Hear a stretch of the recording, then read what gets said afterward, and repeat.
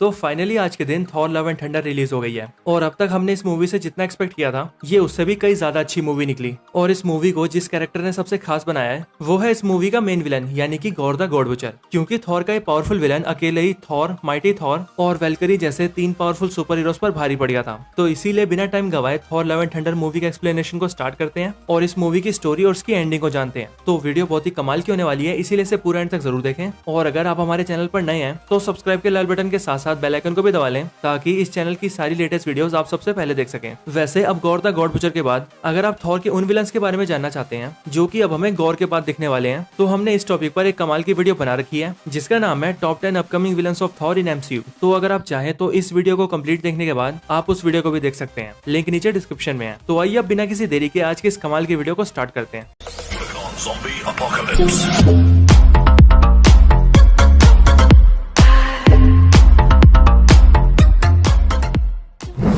तो इस मूवी की शुरुआत होती है गॉर के प्लेनेट से, जहां पर हम गॉर और उसकी बेटी को देखते हैं। यहीं पर हमें पता लगता है कि गॉर के प्लेनेट के सारे लोग भूख और प्यास से मर चुके हैं और अब सिर्फ गॉर की बेटी बची है जो कि गॉर की आंखों के सामने ही, लेकिन अब वो भी भूख से अपनी जान दे देती है। लेकिन गॉर अब भी गॉड से प्रार्थना कर रहा होता है और उनसे दुआ मांग रहा होता है कि वो ये सब ठीक कर दें। पर तभी गॉर को एक जंगल से कुछ आवाजें आती है, जिसके बाद जब गॉर आवाज का पीछा करते हुए वहां तक जाता है तब वहां पर उसे एक गोल्डन कलर का फ्लावर गॉड दिखता है। लेकिन इस गोल्डन गॉड के सामने ही गॉर को एक ब्लैक गॉड भी दिखता है जिसके पास ही रखी होती है नेक्रोसॉर्ड। इसके बाद ही गॉर जैसी गोल्डन गॉड को देखता है तब वो उसके सामने अपना सिर झुकाता है और उससे प्रार्थना करने लगता है। जिसके बाद वो गोल्डन गॉड गॉर को बताता है कि मैं बहुत शक्तिशाली हूँ और मैंने इस ब्लैक गॉड को मारा है, जो ब्लैक गॉड इस ऑल ब्लैक नेक्रोसॉर्ड का विल्डर था। इसके बाद वो गोल्डन गॉड नेक्रोसॉर्ड के बारे में बोलते हुए कहता है कि ये नेक्रोसॉर्ड दुनिया में तब से एग्जिस्ट करती है जब से इस ब्रह्मांड का क्रिएशन भी नहीं हुआ था और ये समय समय पर अपने यूजर को चुनती आई है। लेकिन ये स्वॉर्ड एक श्रापित स्वॉर्ड है जो कि जिसके हाथों में भी जाती है उसे भी श्रापित कर देती है। इसके बाद गॉर उस गोल्डन गॉड की पूजा करने लगता है और उसकी प्रार्थना करते हुए उससे कहता है, हे गॉड, हमें आपकी जरूरत है,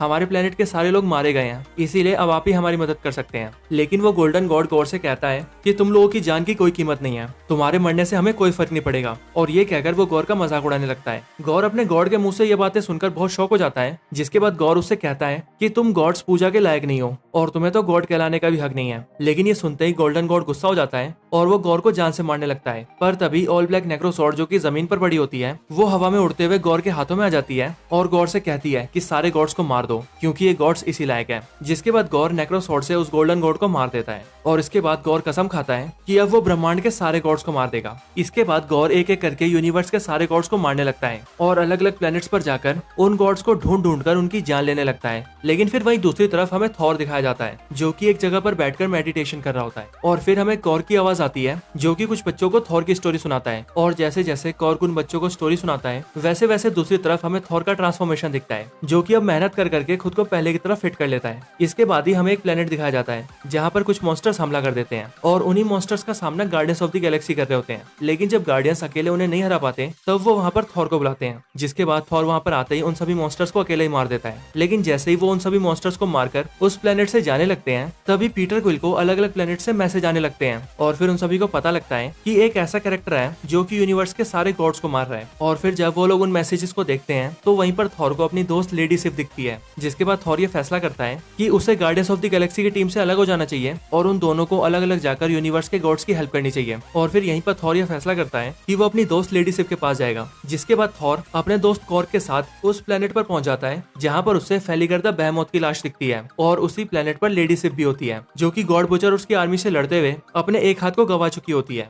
इसके बाद यहीं पर लेडी सिफ थॉर को गॉर द गॉड बुचर के बारे में सब कुछ बताती है और उससे कहती है कि अब वो न्यू एस्गार्ड पर हमला करने गया है और वहां जाकर अब वो सारे गॉड्स को मारना चाहता है। और फिर ये सुनते ही थॉर वहां से सीधे न्यू एस्गार्ड पर जाता है। फिर इसके बाद ही हमें अर्थ का सीन दिखाया जाता है जहाँ पर हम जेन फॉस्टर को देखते हैं और फिर यहीं पर हमें पता लगता है कि जेन फॉस्टर को कैंसर हो चुका है और अब वो कुछ ही दिनों में मरने वाली है। लेकिन फिर जेन फॉस्टर जब हॉस्पिटल से आकर अपने घर पे बैठी होती है तभी वो एक बुक के अंदर म्योनिर का नाम पढ़ती है। जिसके बाद उसे ये फील होता है कि उसे म्योनिर के पास जाना चाहिए और फिर ये डिसाइड करते ही ही जेन फॉस्टर न्यू एसगार्ड पहुंच जाती है और वहां जाकर टूटे हुए म्योनिर को देखती है। लेकिन जेन फॉस्टर को अपने पास देखते ही वो टूटा हुआ म्योनिर हिलने लगता है और सीधे उसके हाथों में आ जाता है, जिसके बाद जेन फॉस्टर बनती है माइटी थॉर। फिर न्यू एसगार्ड पर रात हो जाती है, जिसके बाद हम ये देखते हैं कि गॉर अपनी ब्लैक मॉन्स्टर्स की आर्मी के साथ न्यू एसगार्ड पर अटैक कर चुका है और एक एक करके वहाँ के लोगों को मारने की कोशिश कर रहा है। पर तभी वहाँ पर थॉर आ जाता है और वो गॉर की आर्मी से लड़ने लगता है, जिसके बाद वेलकरी और एसगार्ड के बाकी सोल्जर्स भी वहाँ कर फाइट करने लगते हैं और फिर तभी वहाँ एंट्री होती है माइटी थॉर की। इसके बाद थॉर का सामना पहली बार गॉर द गॉड बचर से होता है, जो कि पहले तो थॉर पर भारी पड़ता है, लेकिन फिर उसके बाद थॉर अपने स्टॉर्म ब्रेकर के साथ गॉर को हरा देता है। जिसके बाद गॉर अपनी आर्मी के साथ वहाँ से भागने लगता है और वहाँ से भागते भागते वो एसगार्ड के सारे बच्चों को अपने साथ ले जाता है। इसके बाद जैसे ही गॉर और उसकी आर्मी जाती है,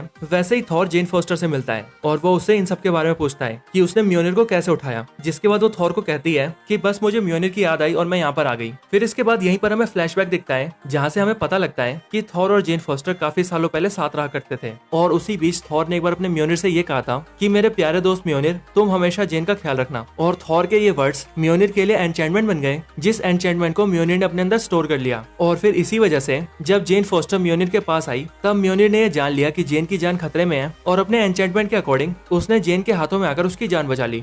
इसके बाद ही हमें फिर से प्रेजेंट दिखाया जाता है, जहाँ पर थॉर, माइटी थॉर और वेलकरी सारे एसगार्डियन से बोल रहे होते हैं कि हम अपने एसगार्ड के बच्चों को सही सलामत वापस लेकर आएंगे। और फिर थॉर, माइटी थॉर और वेलकरी तीनों मिलकर बच्चों को वापस लाने के बारे में सोचने लगते हैं। पर फिर यहीं पर हेमडाल का बेटा, जिसका नाम एक्सेल है, वो थॉर से कम्युनिकेट करता है। ठीक वैसा ही कम्युनिकेशन जैसा कि हमने थॉर रैग्नारोक के अंदर थॉर और हेमडाल को करते हुए देखा था। और एक्सेल ऐसा इसीलिए कर पाता है क्योंकि उसके पास भी अपने फादर हेमडाल जैसी पावर्स होती है। इसके बाद जब एक्सेल थॉर से कम्युनिकेशन बनाता है, तब थॉर उन सारे बच्चों को देख पाता है और फिर थॉर को ये पता लगता है कि गॉर एसगार्ड के सारे बच्चों को लेकर शैडो रियल में आ चुका है, एक ऐसी जगह जहाँ पर सिर्फ अंधेरा है और इसीलिए गॉर यहाँ पर बहुत पावरफुल है। और यहाँ पर गॉर ने उन सभी बच्चों को एक पिंजरे में बंद कर रखा है। थॉर को जैसे उन बच्चों के बारे में पता लगता है, वैसे ही वो कम्युनिकेशन के जरिए उन बच्चों से कहता है कि चिंता वाली कोई बात नहीं है, मैं तुम सबको बचाने आ रहा हूँ। और फिर इसके बाद ही थॉर वहाँ पर जाने की तैयारी करने लगता है। लेकिन फिर यहीं पर थॉर, माइटी थॉर और वेलकरी ये डिसाइड करते हैं कि वो लोग अकेले गॉर को नहीं हरा सकते। इसीलिए थॉर उनसे कहता है कि हमें बाकी के सारे गॉड्स को अपने साथ लेना होगा, ताकि हम एक टीम की तरह मिलकर गॉर को हरा सकें। और इसीलिए बाकी गॉड्स को साथ लेने के लिए वो तीनों ही ओमनीपोटेंट सिटी जाते हैं। वैसे अगर आपने मेरी Thor, god of thunder, God of storyline वाली वीडियो देखी होगी, तब आपको ये पता होगा कि मैं कौन से ओमनीपोटेंट सिटी की बात कर रहा हूँ। ओमनीपोटेंट सिटी एक ऐसी सिटी है जिसे आप यूनिवर्स के सारे गॉड्स का पार्लियामेंट कह सकते हैं। और मार्वल कॉमिक्स के अंदर ऐसा बताया गया है कि इस सिटी के अंदर यूनिवर्स के सारे गॉड्स की सारी इन्फॉर्मेशन है। और एमसीयू के अंदर हमें ये दिखाया गया है कि ओमनीपोटेंट सिटी के अंदर यूनिवर्स के सारे गॉड्स इकट्ठा होते हैं और इसी सिटी के अंदर रहा करते हैं। और इस सिटी को रूल करता है ज़ियुस, द गॉड ऑफ स्काई। इसके बाद थॉर, माइटी थॉर, वेलकरी और कॉर्ग चारों ही ओमनीपोटेंट सिटी आते हैं और ज़ियुस से मदद मांगते हैं और उससे कहते हैं कि हमें गॉड बुचर को हराने के लिए साथ मिलना होगा। लेकिन ज़ियुस थॉर से साफ साफ कहता है कि वो गॉड से डरता है, इसीलिए वो गॉड का सामना नहीं करेगा। और बची बात उनके मरने की, तो इस जगह के बारे में सिर्फ गॉड जानते हैं, इसीलिए गॉड कभी भी यहाँ नहीं पहुंच पाएगा। और यहीं पर ज़ियुस थॉर से ये भी कहता है कि गॉड के पास नेक्रोसॉर्ड है और मैं जानता हूँ कि अगर उससे अभी भिड़ा जाए तो वो अपने नेक्रोसॉर्ड से हम सभी को मार देगा, इसीलिए हम में से कोई भी उसका सामना नहीं करेगा।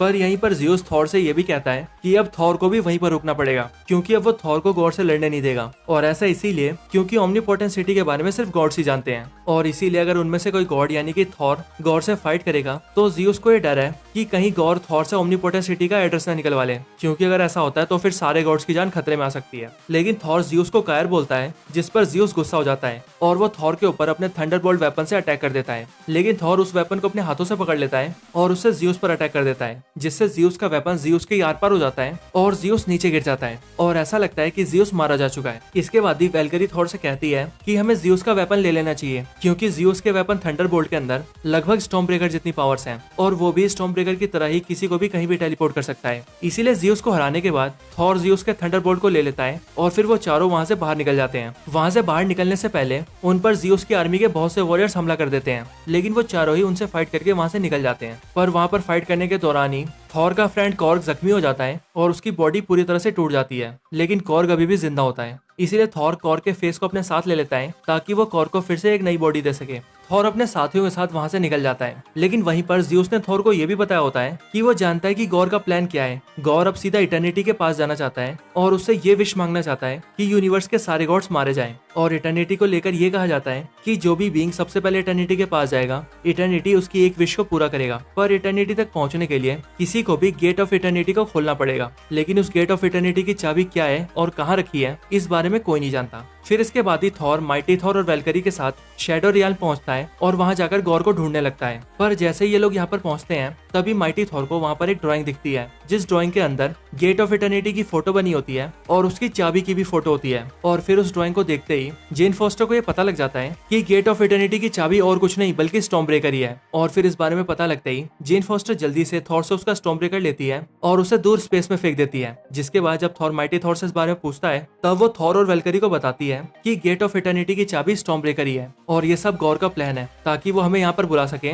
और स्टॉर्म ब्रेकर को थॉर से छीन सके। पर तभी हम देखते हैं कि उन तीनों के सामने गॉर आ जाता है, जो कि अपने नेक्रोसॉर्ड की हेल्प से उन तीनों को कैद कर लेता है। पर वो तीनों अपने आप को छुड़ा लेते हैं और गॉर से लड़ने लगते हैं। लेकिन उस फाइट में लड़ने के दौरान ही जब वेलकरी ज़्यूस का थंडरबोल्ट यूज करके गॉर पर अटैक कर रही होती है, तभी गॉर थंडरबोल्ट को उसके हाथों से छीनकर उससे वेलकरी की पीठ पर हमला करता है और उस थंडरबोल्ट को वेलकरी के आर पार कर देता है। जिसके बाद थॉर और माइटी थॉर ये डिसाइड करते हैं कि उन्हें इस फाइट से अभी पीछे हटना होगा और वेलकरी की जान बचाने के लिए अर्थ पर जाना होगा। और इसीलिए थॉर अपने स्टॉर्म ब्रेकर से बाइफ्रोस्ट खोलता है और सबको वहां से ले जाने लगता है। पर जैसे ही थॉर स्टॉर्म ब्रेकर से बाइफ्रोस्ट खोलता है, वैसे ही गॉर स्टॉर्म ब्रेकर को पकड़ लेता है और उसे थॉर के हाथों से छीनने लगता है। और क्योंकि बाइफ्रोस्ट का इफेक्ट बहुत ज्यादा पावरफुल होता है, इसीलिए थॉर से उसका स्टॉर्म ब्रेकर छूट जाता है और वो तीनों अर्थ पर पहुंच जाते हैं और दूसरी तरफ स्टॉर्म ब्रेकर गॉर के हाथों में आ जाता है। जिसके बाद गॉर गेट ऑफ इटर्निटी को खोलने के लिए निकल जाता है। गॉर से हुई फाइट की वजह से वेलकरी के साथ साथ माइटी थॉर भी काफी जख्मी हो जाती है, इसीलिए थॉर उन दोनों को हॉस्पिटल ले जाता है, जहाँ पर पहुंचकर थॉर को ये पता लगता है कि जब जब जेन फॉस्टर म्योनिर को समन करेगी, तब वो माइटी थॉर तो बन जाएगी,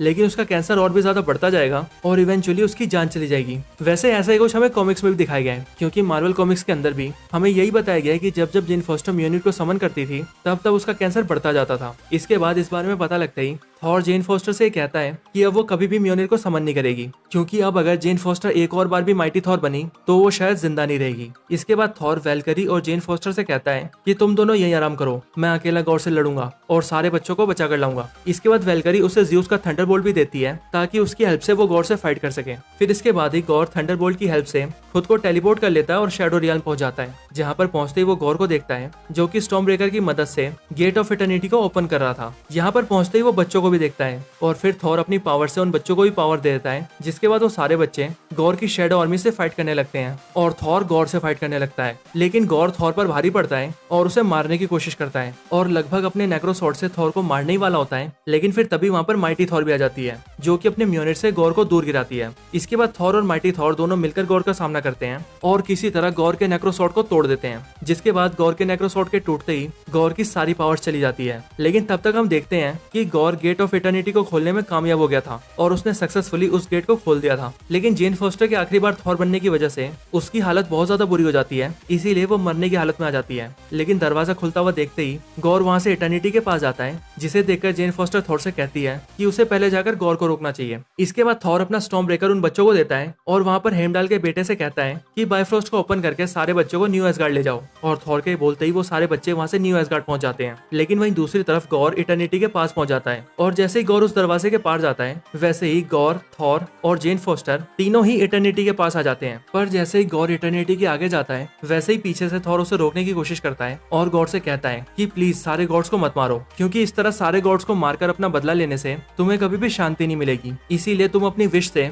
गॉड्स को मारने की बजाय अपनी बेटी को भी जिंदा कर सकते हो। इसीलिए मैं तुमसे कहूंगा कि सारे गॉड्स को मारने की बजाय तुम अपनी बेटी को जिंदा कर लो। गौर ये सुनकर ऐसा ही करता है और क्योंकि गौर अपनी बेटी से बहुत प्यार करता है, इसीलिए वो इटर्निटी से विश मांगता है कि वो उसकी बेटी को जिंदा कर दे। जिसके बाद ऐसा ही होता है, गौर की बेटी जिंदा हो जाती है और उसके सामने खड़ी हो जाती है। लेकिन वहीं दूसरी तरफ जेन फॉस्टर थॉर के हाथों में अपनी जान दे देती है। और वही बात करें गौर की, तो नेक्रोसॉर्ड के खत्म होने के बाद ही गौर भी अब बहुत ज्यादा कमजोर हो चुका था और इसीलिए अब वो भी मरने वाला था। इसीलिए अपनी बेटी से आखिरी बार गले मिलकर गौर थॉर से कहता है कि प्लीज मेरी बेटी का ध्यान रखना और इसकी अच्छे से परवरिश करना, जिस पर थॉर गौर से हाँ कहता है। और फिर इसके बाद ही गौर भी खत्म हो जाता है, जिसके बाद थॉर गौर की बेटी को लेकर वहां से चला जाता है। फिर इसके बाद ही हमें न्यू एसगार्ड का सीन दिखता है, जहाँ पर हम देखते हैं कि सारे बच्चे अपने घर वापस आ चुके हैं और अब वेलकरी उन सबको वॉरियर की ट्रेनिंग दे रही है, ताकि अगर ऐसी कोई सिचुएशन फिर से आए तो वो बच्चे उस सिचुएशन का सामना कर सके। और वेलकरी के साथ ही लेडी सिफ भी बच्चों को ट्रेनिंग देती है। इसके बाद ही हम थॉर को देखते हैं, जो कि गौर की बेटी की परवरिश कर रहा होता है और यहीं से हमें पता लगता है कि थॉर और गौर की बेटी अब साथ में रहेंगे। और यहीं पर हमें गौर की बेटी के बारे में ये भी पता लगता है कि उसके अंदर भी गॉड जैसी पावर्स हैं, और ऐसा इसीलिए क्योंकि उसे इटर्निटी ने जीवन दान दिया है, जिस वजह से उसके अंदर भी गॉड लाइक पावर्स हैं। और फिर इसके बाद ही हम ये देखते हैं कि थॉर और गॉर की बेटी एक दूसरे प्लेनेट पर जाते हैं, जहाँ पर थॉर अपने हाथों में म्योनिर लेता है और गॉर की बेटी के हाथों में अपना स्टॉर्म ब्रेकर दे देता है, जिसके बाद वो दोनों मिलकर उन सभी मॉन्स्टर से लड़ने लगते हैं। और फिर यहीं पर ये मूवी एंड हो जाती है, और मूवी की एंडिंग के साथ ही हमें ये दिखाया जाता है कि Thor love and thunder movie के अंदर थंडर थॉर को रिप्रेजेंट करता है और लव गॉर की बेटी को। तो यहीं पर ये मूवी एंड होती है। वैसे इस मूवी के अंदर 2 क्रेडिट सीन्स हैं, एक मिड क्रेडिट सीन और दूसरा पोस्ट क्रेडिट सीन। तो अगर इस वीडियो पर रिस्पॉन्स अच्छा आता है और आप सभी मुझे क्रेडिट सीन्स के ऊपर वीडियो बनाने के लिए बोलते हैं, तो मैं कल थॉर लव एंड थंडर के क्रेडिट सीन्स के ऊपर वीडियो जरूर बनाऊंगा, जिसके अंदर मैं इस मूवी का मिड क्रेडिट सीन और पोस्ट क्रेडिट सीन को एक्सप्लेन करूंगा। तो अगर आपको वो वीडियो चाहिए तो कमेंट जरूर करना। तो बस आज की इस वीडियो के अंदर इतना ही। अगर आपको ये वीडियो अच्छी लगी हो तो आप हमारी top 10 upcoming villains of Thor in MCU वाली वीडियो भी चेकआउट कर सकते हैं, जिस वीडियो के अंदर हमने उन 10 विलन्स की बात की है जो कि अब हमें गॉड द गॉड बुचर के बाद दिखेंगे। और अगर आपको वो वीडियो अच्छी लगे तो आप हमारी top 10 upcoming villains in MCU, top 10 superheroes who can defeat Thor, Stormbreaker versus म्योनिर और Thor god of thunder god war storyline जैसी कमाल की वीडियोस देख सकते हैं। मैं इन सभी वीडियोस का लिंक डिस्क्रिप्शन में भी दे दूंगा, तो अगर आप इंटरेस्टेड हो तो चेकआउट जरूर करना। तो इस वीडियो को यहीं पर एंड करते हैं। ये वीडियो अच्छी लगी हो तो इसे लाइक जरूर करें, चैनल को सब्सक्राइब नहीं किया तो भी सब्सक्राइब करें। मैं आपसे मिलता हूँ ऐसी किसी और बेहतरीन वीडियो में, तब तक के लिए गुड बाय।